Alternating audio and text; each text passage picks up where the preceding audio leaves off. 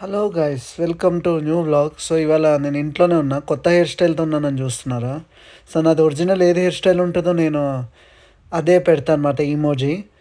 Actually ఈ వీడియోలో మేము ఏది పడితే అది చూపిస్తాము. సో మీరే చూడండి.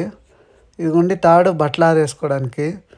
పైన కడితే ఓనర్ ఒప్పుకోలేదు, అందుకే కిందకి ఇస్తున్నాను తాడుని. మా ఫ్రెండ్ కడతాడు ఇప్పుడు. ఏం చెప్పమంటారు, స్టూడెంట్ కష్టాలు అలా ఉంటాయి. బట్టలు ఆరేసుకోవడం కూడా ఎక్కడ ప్లేస్ లేదు ఇంట్లో. సో అందుకే బయట ఆరేసుకోవడానికి తాడిస్తున్నాను. సో అలా బాల్కనీ ఎక్కేసాను. నిరంతరం ఇదిగో బైరవా పట్టుకో. మనోడైతే మొత్తానికి తాడు కట్టేశాడు. ఇప్పుడైతే కింద ఫోన్ మాట్లాడుతున్నాడు, నేను అలా బాల్కనీలో నుంచున్నాను. టైటానిక్ మూవీలో హీరో నుంచుంటాడు కదా షిప్ ఎడ్జ్కి, అలా నెక్స్ట్ సీన్ ఓపెన్ చేయగానే ఇలా బుక్స్ కనబడతాయి మీకు. ఎందుకంటే మేము ఫ్రెంచ్ లాంగ్వేజ్ ఎక్కడ ఉంటుంది నేర్చుకుందామని దగ్గర మున్సిపల్ ఆఫీస్కి అయితే వచ్చాము. ఇక్కడ ఫ్రీగా నేర్పిస్తారని, కానీ ఇక్కడ చూస్తే 30 euros తీసుకుంటున్నారు. కానీ ఓన్లీ 1 week నేర్పిస్తారు, అవి బేసిక్స్ అనుకుంటా. సో ఎంక్వైరీ చేయడానికైతే వచ్చాము. సో ఇదిగోండి ఆఫీస్ ఇదే.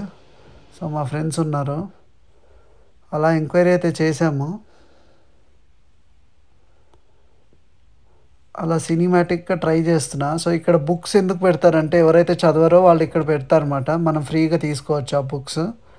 సో ప్యారిస్లో అంతే అన్ని చోట్ల అలా పెడతారు. ఇంకా మేము వచ్చేసాం అన్నమాట. సో ఇదంతా మా ఇంటి దగ్గర వ్యూ.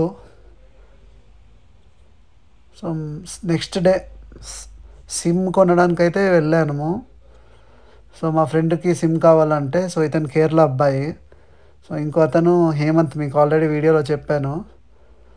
సో ఇది మరి ఇంకో డే అన్నమాట, థర్డ్ డే ఇప్పుడు. సో అన్ని రోజులు ఒకేసారి చూపించేస్తున్నా వ్లాగ్లో. సో నెక్స్ట్ డే సిమ్ తీసుకున్న తర్వాత మేము ఓరియంటేషన్ డేకి వెళ్ళాము. మా ఫ్రెండ్స్కి అడ్రస్ తెలియకపోతే కాలేజ్ అడ్రస్ నేనే తీసుకెళ్ళాను వాళ్ళని ట్రైన్లో. సో నేనైతే ఇక్కడ వచ్చి కూర్చున్నాను క్లాస్ రూమ్లో. సో చాలా రోజుల తర్వాత కాలేజ్కి అయితే వచ్చాను. మా క్లాసెస్ వచ్చి స్టార్ట్ అవుతాయి నెక్స్ట్ వీక్ నుంచి. సో ఈసారి పెడతానో లేదో వీడియోస్ నాకు డౌటే. మొత్తానికి ఫ్లాట్ వీడియోస్ అయితే చేస్తాను. చూడండి మనోడు ఎలా సిగ్గుపడుతున్నాడు.